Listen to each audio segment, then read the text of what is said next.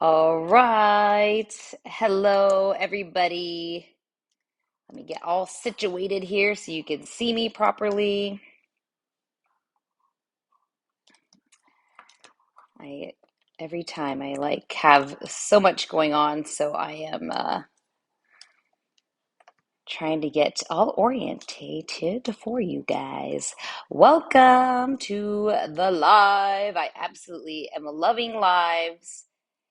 If you're new here, I am Marina Blackford. I'm having so much trouble with my tripod today. I don't want to make anybody dizzy. Sorry about that. I'll just get a couple seconds here. I'm sorry, my tripod is not wanting to cooperate tonight, but I will get it to do it. I'm just giving a couple seconds here to let a couple people hop on, and then I'll dive into the content that I have to talk about. Welcome.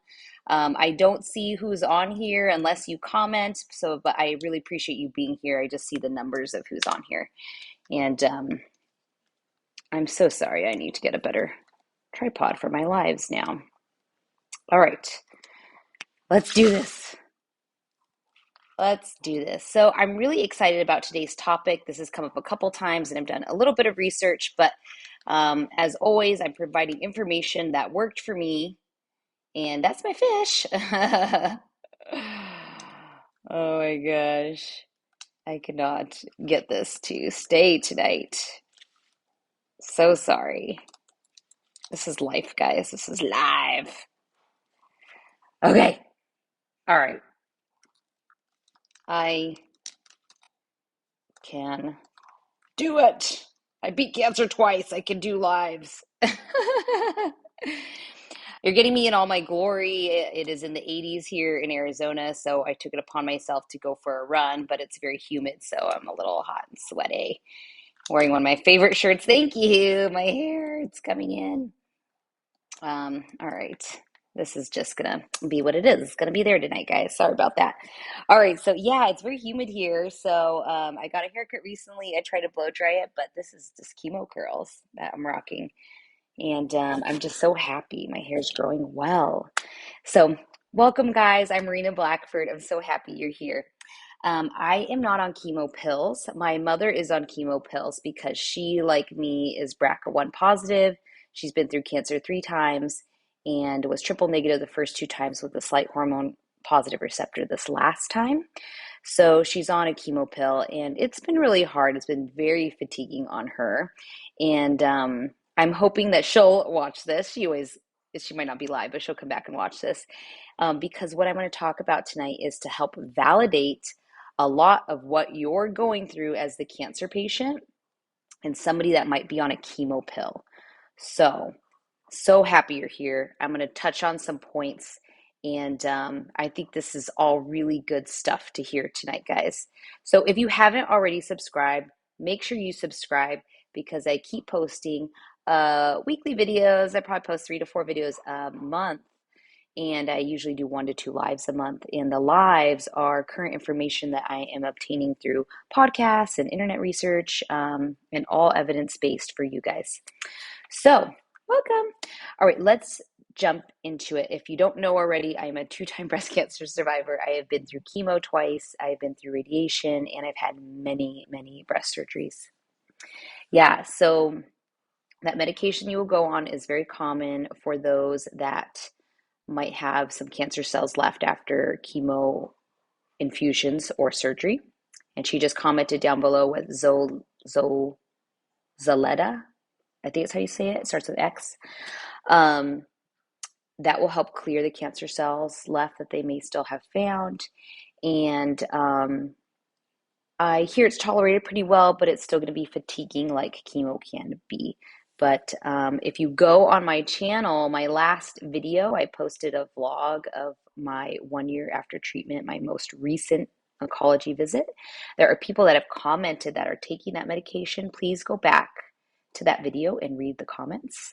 And that could help some of you that are going to be going on that. That's what I love about this channel. I 100% created this channel to help cancer patients. And the fact that it got traction and is doing that is my hope and passion to pay forward to you all. So thank you for your comments and being here. You are helping somebody by commenting so they can feel that they're not alone and they can see what treatment others are getting and how they're feeling. Thank you guys. All right. So let's dive in.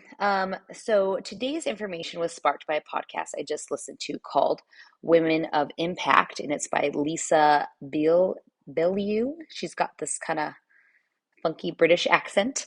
And her husband, Tom Bilyeu, is like a motivational person on Instagram. So she has a great podcast called Women of Impact and brings on speakers that can help women.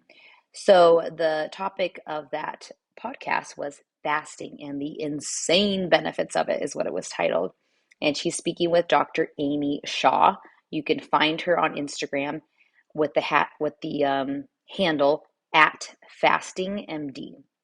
So she wrote a book called I'm So Effing Tired is her book, and you can find it on Amazon. Hello, welcome. Welcome. I'm just getting started here. So I'm just referencing a podcast I listened to about the insane effects of fasting by Dr. Amy Shaw on the Women of Impact podcast. So there's a lot of different views on fasting, and there's different ideas of what fasting is. And I'll just break it down simply as to what she said. And her goal with informing people about fasting is number one, fasting is just what it kind of sounds like, but it's to not eat anything for a certain period of time. And it usually is what she would say, the basics of what she would say we should all be doing is to at least be doing a 12-hour fast at night, starting 2 hours before you go to sleep. And that is something I have learned about and incorporated huge in my life the last couple years. And really only gotten good at it a year ago, to be honest. I love a late night cereal. I love it. But I'm cutting it out because we need to get our body in our circadian rhythm to get ready for rest, which is when we do all our repair and healing. And that is when your skin, hair, nails, your gut, your immune system is all able to repair itself by doing a fast. So a fast is just abstaining from eating any calories, just drinking water. And so that would include avoiding, even drinks with calories. So keep that in mind. And fasting versus calorie reduction. Calorie reduction is something else where you're reducing calories throughout the day. That is not what fasting is. Fasting is literally, again, just no calorie intake. And she would encourage people to look at fasting as just that, trying to find a circadian rhythm so that your body can get into rest and repair, as opposed to looking at it as extreme fasting of a day or two or a week that some people do. Because that can kind of fall into the category of like diets, and that's different from what this doctor talks about on the podcast. So let me back up a little bit. That's just the number one tip I've already given you right there. Do a 12-hour fast at night and stop eating 2 hours before bed. But I'm going to back up because if I will link this podcast because I think it's really worth listening to if you're a woman dealing with lack of hormones. And that brings me back to the cancer patient. If you are diagnosed with breast cancer and you are currently going through treatment or have been through treatment, your hormones have been affected. There's no way around it. Chemo has affected your hormones. And if you weren't already in menopause, you're being forced into menopause. Okay, so what does that mean for the cancer patient and fasting and what this doctor is trying to help women with, which is anxiety, overall health? I just want to say it and put it out there. Hi, Barbara, thanks for being here. When you are diagnosed with cancer and now, which was already like anxiety filled, and now you're going through treatment that affects your hormones, your anxiety is going to feel magnified. And I just want to acknowledge that because that isn't just in your head. That is, you did fasting for 2 years, chemotherapy, fasting again, eating out, and it makes you feel good. That's awesome. And you get hot flashes. Okay, I'm going to talk about both of those. Um, so I just want to acknowledge that it's not just in your head that you feel so much anxiety during treatment and depression. It is literally a physical thing that your body is going through. And so that is something else I really want to address in tonight's live. I just want to acknowledge, um, if you're in treatment, your hormones are being affected, and you might feel more down. Like you might have gone into like, I'm diagnosed, but you came to my channel to find positivity and tips. And I hope those are helping those that need it. Um, and then you start treatment and you're like, crap, I still don't feel like as positive I want to feel. Well, that's not just in your head, guys. That is literally your body is going through so much physical stress. So don't be discouraged.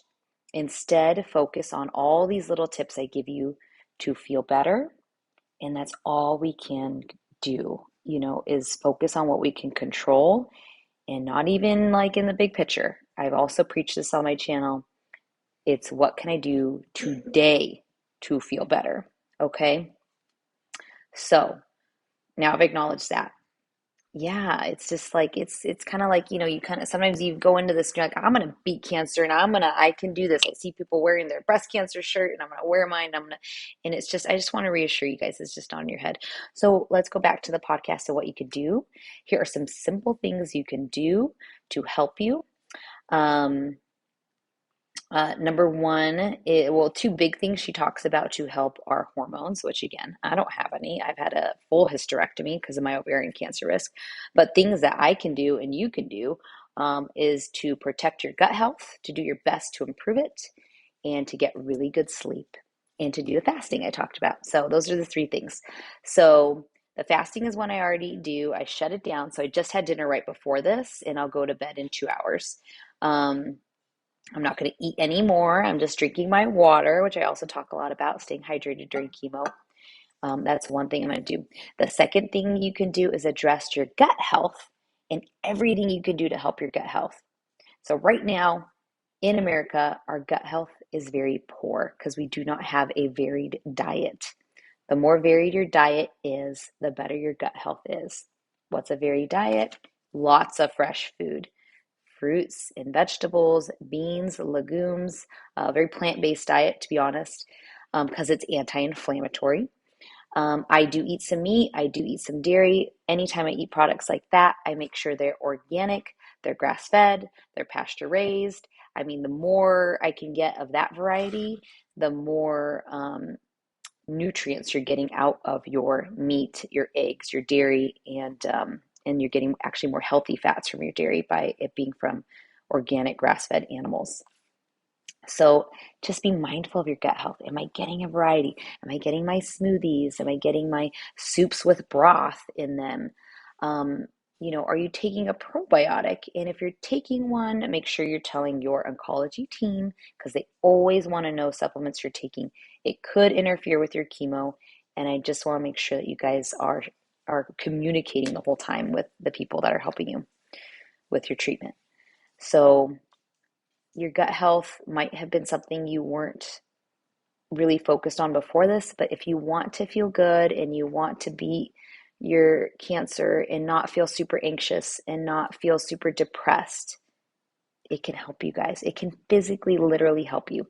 So there's a relation between our gut health and our mental health, and it's much bigger than they thought it was. There's all this new research out there. So that is something she addresses in this podcast. And to break it down simply, that's the advice I'd give you. Just look at your diet. Is it varied enough? And that was when people talk about losing their taste in chemo. I get that. I've been there.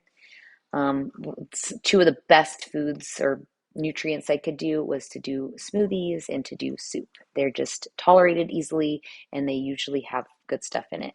Make sure your soup doesn't have too much sodium, but a good chicken noodle soup with some carrots and onions and chicken broth is so good for you.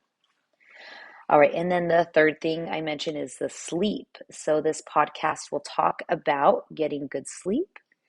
How can we get good sleep? One of the ways we can help ourselves get good sleep is to shut down any of these bright lights. Sorry, I have them on. I should probably turn them off. Um, Around you at night, really dim the lights. You want a low light in your bedroom 30 minutes before bed. So if you're on your phone, which I totally do, close to bedtime, there's even night mode you can use on the iPhone. Put your phone in night mode so the screen is not as bright, and try to just put that phone on that charger 30 minutes before bed, and then start your night routine of whatever it is for yourself. I have been journaling lately. I do listen to an audiobook. I'm listening to Oprah's right now, What Happened to You, which is amazing. Um, Start your night routine. I brush and floss and I wash my face. So 30 minutes before bed, turn off all those bright lights. She says in the podcast, even a little bit of bright light sets your circadian rhythm off by 90 minutes.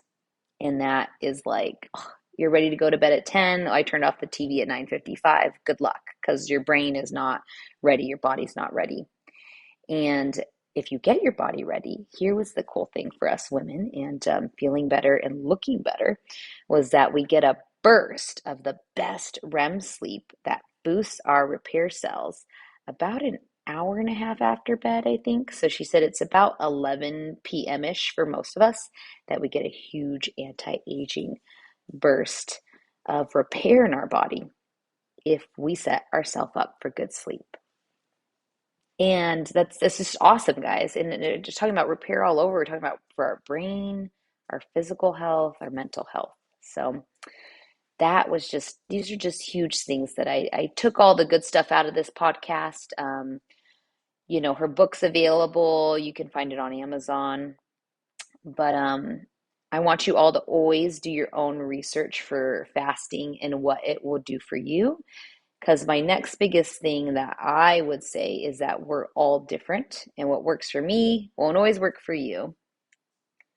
Oh, yay, someone's getting their taste buds back. Yes, go get your favorite food and just enjoy it. 2 months after chemo, that's exactly about when the hair starts sprouting and everything. You might feel sensation come back a little bit. So 2 months after chemo, your body's doing repair. So help your body do repair by taking care of your gut health, taking care of your sleep, and making sure you're doing these couple little tips that I'm throwing at you. Um, Here was another tip that I think is awesome, and I totally do it to help the whole circadian rhythm thing. One way to help women feel less depressed and less anxious was to go outside and do a nature walk, and particularly in the morning, so you get that sunlight into your retina, which sends a signal to your brain to start your metabolism for the day, and it gives you a boost of serotonin, which is our happy hormone. It will literally make you feel better. And if you live somewhere where you're like, oh, but it's cloudy all the time, she says, don't worry about it. You still get 10,000 lumen outside from the sun, even on a cloudy day, versus what you get with interior lighting. It's a fraction of that. So when you're tired during chemo, and I get it, I have been there, but if you want to help yourself feel better, especially after chemo, when you're like, okay, I'm done with chemo, what can I do to feel better? Go outside for a walk. Start with 10 minutes, work your way up to 30 minutes, but it's just proven to literally help you feel better. And guys, I don't know about you, but that just gives me so much hope that we can do things outside of medication to help us feel better. And as always, if you're still very down, very depressed, I love it. Walking is so good, huh, Marva? Um, if you're very down and depressed, talk to your doctors because they're going to be the ones to help you the most, like monitor maybe where you're at and what will help you feel better. If you need medication, I know some of us might need it and it's out there. But to be honest, guys, the depression medication has its side effects too. And I just want you guys to take control of your life and some things you can control. And I just want to help you feel better. And I know you can. So those are all tangible things that I took from this podcast that I know that are research based and have worked for me. And so I'm here to pay it forward to you. So schedule it in your week. Look at your week and say, today I'm going to get outside for a walk. And I promise you, you're going to start to feel better. Look at your diet, get some good stuff in there. I mean, this seems like obvious information, but I think it's reassuring information to hear that when these things are not good, you are more likely to have anxiety, depression, and not feel well. And as women, by the way, outside of cancer, we are 50% more likely to have anxiety and depression than men. So it's very much related to hormones. Yes, isn't that crazy? Laurelyn, oh, so happy to see you on here. And you just had, I'm just so proud and happy for my cancer friends, warriors, survivors that go through treatment and get great results. And she just got great news that she's cancer free. I'm so happy for you. Yay, hair and eyebrows are coming back. Good for you. Guys, I'm so happy to celebrate where you've been, what you're going through, and just honor where you're at. Please make sure you do that for yourself today. Make sure you honor that. Like what you're doing is hard and you are getting through it. So, those are it, guys. I hit all my tips for you. I hope you took something from today. Remember to go online, do your own research if you want. I will link the podcast to Women of Impact with the title Insane Effects of Fasting. Oh, so Sylvia comments about having to have a lot of lymph nodes removed and having lymphedema. Um, Right, I think you said that. 18 lymph nodes. That's a lot of lymph nodes. And here's the good news is our body has tons of lymph nodes. So I mean, you could have like a bunch in your arm. And so even though 18 sounds like a lot, you still have lymph nodes in your body working for you. Um, but make sure your cancer center has a lymphedema specialist that you're seeing. I sought one out after my first diagnosis and just to know what to look for and to see what's available. And they should prescribe a compression sleeve for you to help with your lymphedema. And you should always be wearing that if you ever travel, go up in a plane, by the way. I hear it could be very painful. I'm sorry about that. Um, I have had minimal lymph nodes removed because thankfully I just was able to catch my cancers at a stage 2, a tumor that was a little bit larger, but not in my lymph nodes. Um, yes, doggy. My doggy's begging for my attention. But thank you guys so much for being here. I hope you took away some tidbits from what I learned this last week.